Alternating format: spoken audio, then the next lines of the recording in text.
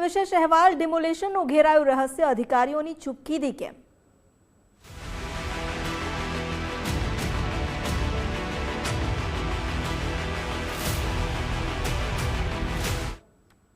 સુરતના નાસિરનગરમાં નકલી ડિમોલેશન કરી દેવાયું. પાલિકા કમિશનરે ડિમોલેશન મામલે હવે રિપોર્ટ માંગ્યો છે. અધિકારીઓ પાસે આ સમગ્ર ઘટનાનો અહેવાલ માંગવામાં આવ્યો છે. કોઈપણ નોટિસ વગર 100 મકાન તોડી પાડવામાં આવ્યા. બિલ્ડરના ઇશારે આ ડિમોલેશન થયું હોવાનો ગંભીર આક્ષેપ લાગ્યો છે. બિલ્ડરને ઝોન કક્ષાએ નોટિસ પણ આપવામાં આવી. પાલિકાએ કહ્યું કે અમારા તરફથી ડિમોલેશન નથી કરવામાં આવ્યું. અસરગ્રસ્તો દ્વારા કલેક્ટર અને કમિશનરને રજૂઆત કરવામાં આવી છે. સુરત પાલિકાની તપાસમાં હવે મોટા ખુલાસા થઈ શકે. ડિમોલેશનનું રહસ્ય એટલા માટે પણ ઘેરાયું કારણ કે જ્યારે આ 100 ઘર તોડવામાં આવ્યા તે સમયે પોલીસનો પણ બંદોબસ્ત હતો. પરંતુ જ્યારે પાલિકાના અધિકારીઓને આ અંગે પૂછવામાં આવ્યું તો તેમણે સીધા હાથ ઉપર કરી દીધા અને કહ્યું કે આ ડિમોલેશન તો અમે કર્યું જ નથી. આખરે જો પાલિકાના અધિકારીઓ ડિમોલેશન કરવા નથી આવ્યા તો નાસિરનગરમાં આ ડિમોલેશન કોણ કરી ગયું? આ નકલી ડિમોલેશનને કારણે જે પરિવારો અત્યારે બેઘર થયા છે તેમનું શું? કોઈ પણ નોટિસ આપ્યા વગર જ 100 મકાન તોડી પાડવામાં આવ્યા છે. ત્યારે એક ગંભીર આક્ષેપ એ પણ લાગ્યો છે કે બિલ્ડરના ઇશારે આ ડિમોલેશન કરવામાં આવ્યું છે જેથી બિલ્ડરને આ જમીન મળી શકે. પાલિકાના અધિકારીઓ તરફથી હવે તપાસની વાત કરવામાં આવી રહી છે. પાલિકાના અધિકારીઓએ તો સ્પષ્ટ કર્યું કે અમારા તરફથી ડિમોલેશન નથી કરવામાં આવ્યું. ત્યારે કલેક્ટર અને કમિશનરને રજૂઆત કર્યા બાદ હવે સુરત પાલિકા તપાસ કરશે જેમાં મોટા ખુલાસા થઈ શકે તેવી પણ શક્યતા વ્યક્ત કરવામાં આવી છે. આ મુદ્દાને લઈને કોંગ્રેસ પણ આક્રમક બની છે. સુરતમાં કોંગ્રેસના આગેવાનો જે આ લોકોની પડખે આવ્યા છે અને તેની સાથે જ ન્યાયની માંગ કરી છે. સુરતના નાસિરનગરમાં જે નકલી ડિમોલેશન કરી દેવામાં આવ્યું આ એવા પરિવારો છે કે જેમની પાસે પોતે જ્યાં રહેતા હતા તે ઘરના મિલકત વેરા પણ છે, અન્ય બિલ પણ છે અને તેમ છતાં એક દિવસ અચાનક જ પાલિકાના અધિકારીઓના યુનિફોર્મમાં કેટલાક લોકો આવ્યા, પોલીસ બંદોબસ્ત સાથે આવ્યા અને અહીં બુલડોઝર ફેરવી દેવામાં આવ્યું. આખરે આ નકલી ડિમોલેશન કોણ કરી ગયું? કોણ હતું જે અહીં બુલડોઝર ફેરવી ગયું આ 100 મકાનો પર? જે 100 મકાનો તોડી પાડવામાં આવ્યા છે, બિલ્ડરના ઇશારે તોડી પાડવામાં આવ્યાનો પણ ગંભીર આરોપ લગાવવામાં આવ્યો છે. અમારી સાથે જોડાયા છે સંવાદદાતા રાકેશ બ્રહ્મભટ્ટ. રાકેશ, આ નકલી ડિમોલેશનને લઈને શું વિગત સામે આવી છે? આખરે કોણ આ ડિમોલેશન કરી ગયું? કારણ કે પાલિકાએ તો તે જ સમયે હાથ ઉપર કરી દીધા હતા, પરંતુ પોલીસ બંદોબસ્ત જે હતો એ પોલીસ અધિકારીઓ તો અસલી હતા. બિલકુલ, નાસિરનગરના કથિત નકલી ડિમોલિશન મામલે ચોંકાવનારો ખુલાસો સામે આવ્યો છે. જે પ્રમાણે 30મી મેના રોજ સુરતના વેડ દરવાજા સ્થિત નાસિરનગરનું ડિમોલિશન કરવામાં આવ્યું હતું. તે જ 30મી મેના રોજ સુરત મહાનગરપાલિકાના સેન્ટ્રલ ઝોન દ્વારા જે નાસિરનગરની બાજુમાં આવેલા જે બાંધકામ સાઇટ છે તે બાંધકામ સાઇટને પણ નોટિસ આપવામાં આવી હતી. આપને જણાવી દઈએ કે આ નોટિસ અન્ય કોઈ નહીં પરંતુ પાલિકાના સેન્ટ્રલ ઝોનના કાર્યપાલક ઇન્જિનિયર જયાંગ રામજીવાલા દ્વારા આપવામાં આવી હતી.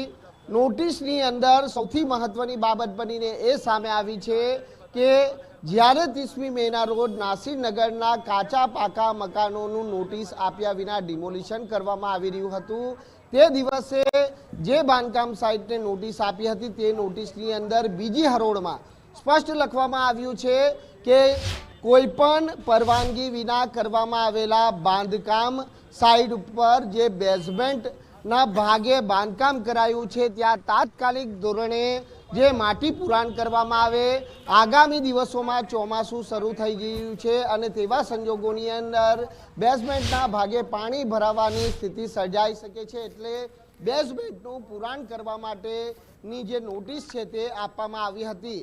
અરે, સુરત મહાનગરપાલિકાના અધિકારીઓને એટલો તો ખ્યાલ હોવો જોઈએ કે બીજી હરોળમાં જ્યારે આ પ્રમાણેની સૂચના લખે છે ત્યારે બાંધકામ સંપૂર્ણ રીતે ગેરકાયદેસર હોવાનું પાલિકા જણાવી રહી છે, તો શા માટે આ બાંધકામનું ડિમોલિશન પાલિકા દ્વારા કરવામાં ન આવ્યું? તે સવાલો એટલા માટે ઉપસ્થિત થઈ રહ્યા છે કે જો સુરત મહાનગરપાલિકાના અધિકારીઓને આ નાસિરનગરના ગરીબ શ્રમજીવી વર્ગના જે લોકોના કાચા પાકા મકાનોનું ડિમોલિશન કરવાનું દેખાયું તો પછી બિલ્ડરના આ બાંધકામ સાઇટ પર કરવામાં આવેલા જે ગેરકાયદેસર બાંધકામ શા માટે ન દેખાયું? ત્યારે કોંગ્રેસ નેતા આ મામલે શું કહી રહ્યા છે પણ જાણવાનો પ્રયત્ન કરીશું કે કોંગ્રેસ નેતા એ જ છે કે જે આ ગરીબ અને શ્રમજીવી પ્રજા માટે હાલ લડત ચલાવી રહ્યા છે. જી અસલમ, આ જે બાંધકામ છે 30/5/2026ના રોજ સેન્ટ્રલ ઝોનને જે કાળો કેર વર્તાવીને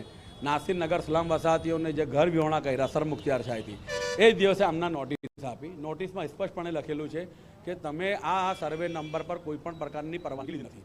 હવે આ તમામ સર્વે નંબર પર તમે જોઈ શકો છો કે કેટલું મોટું બાંધકામ થઈ ગયું છે. આજે 12મો દિવસ થઈ ગયો, તમે નોટિસ આપી, કેમ આની સામે કાયદેસર કાર્યવાહી કરતા નથી? કેમ ડિમોલિશન કરતા નથી? તમે કોઈ શહેરમાં સામાન્ય વ્યક્તિ, મધ્યમ વર્ગનો પરિવાર જ્યારે ગ્રાઉન્ડ પ્લસ 3 માળનું માળ બનાવે તો એને બધા કાયદા બતાવી દો, એને ડિમોલિશન કરી દો, એની પાસે વહીવટી ચાર્જ વસૂલ કરો. તો આટલું મોટું બાંધકામ થઈ જાય અને આ અધિકારીઓ જે પ્રજાના પરસેવાથી ચાલતી તિજોરીના નોકર છે, પ્રજાના નોકર છે, એના બદલે બિલ્ડરના નોકર બની ગયા છે. આ ભારતીય જનતા પાર્ટીનો ધંધાની બિલ્ડર છે, એને કોઈ કાયદા લાગતા નથી. જો મહાનગરપાલિકાના અધિકારીઓમાં થોડીક પણ નૈતિકતા હોય તો આ બાંધકામને તાત્કાલિક અસરથી એની રજા છૂટી કેન્સલ કરે અને ડિમોલિશન કરવું જોઈએ.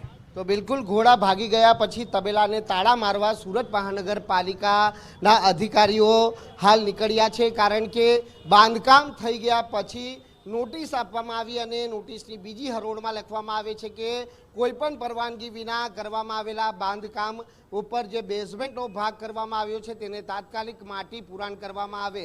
એટલે જે નાસિરનગરના ગરીબ અને શ્રમજીવી વર્ગના જે કાચા પાકા મકાનો હતા એ તે જ દિવસે એટલે કે 30મી મેના રોજ ડિમોલિશન કરવામાં આવ્યું હતું. આપણે જે દિવાલનો ભાગ બતાવી રહ્યા છે ત્યાંથી જે પાછળના ભાગે 40 ફીટ જેટલો જે રોડ પસાર થાય છે અને આ રોડ મેળવવા માટે જ આ ગરીબ અને શ્રમજીવી વર્ગના લોકોના જે આશિયાના હતા તે આશિયાના ઉપર જે બુલડોઝર ફેરવી દેવામાં આવ્યું છે.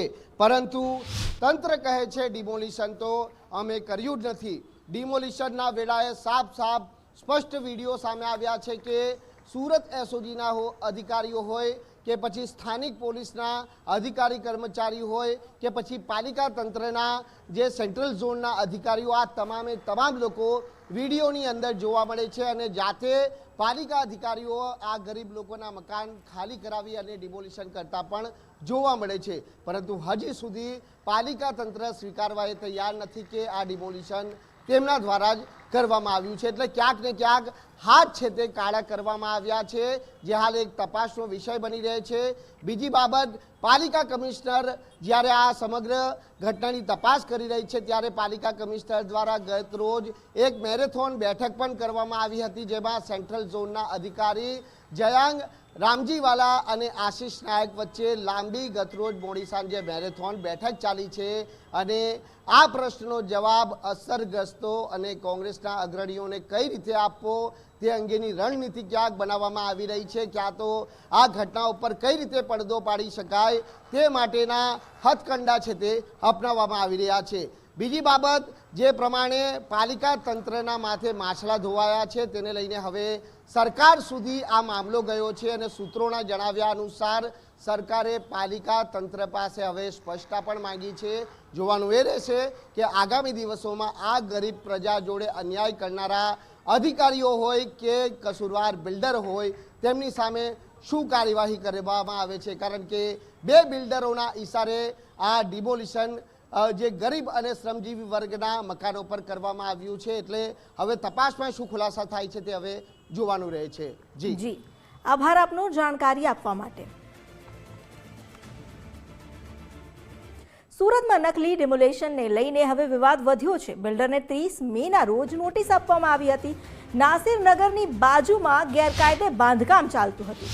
બાંધકામ માટે કોઈ પરવાનગી લેવામાં નથી આવી. પાલિકાએ માત્ર બેઝમેન્ટ પૂરવાની નોટિસ આપી હતી. ચોમાસામાં પાણી ભરાવાની બીકે નોટિસ ફટકારી હતી. બાંધકામ ગેરકાયદે હોવા છતાં પાલિકા મૌન રહી. બિલ્ડરના બાંધકામ સામે તંત્રએ આંખાડા કાન કર્યા. સરકારે આ મામલે પાલિકા પાસે સ્પષ્ટતા માંગી છે. પાલિકા કમિશનર અને અધિકારીઓ વચ્ચે બેઠક થઈ. મેરેથોન બેઠકમાં નાસિરનગર મામલે પણ ચર્ચા કરાઈ. ગરીબોના ઘર પર બુલડોઝર ફેરવી દેવામાં આવ્યું. અધિકારીઓ કહે છે કે ડિમોલેશન અમે નથી કર્યું. પાલિકા તંત્રની કામગીરી સામે હવે અનેક સવાલ ઉઠ્યા છે. શું બિલ્ડર સામે પાલિકા કડક કાર્યવાહી કરશે? આ મામલે જવાબદાર અધિકારીઓ પર ક્યારે સકંજો કસાશે?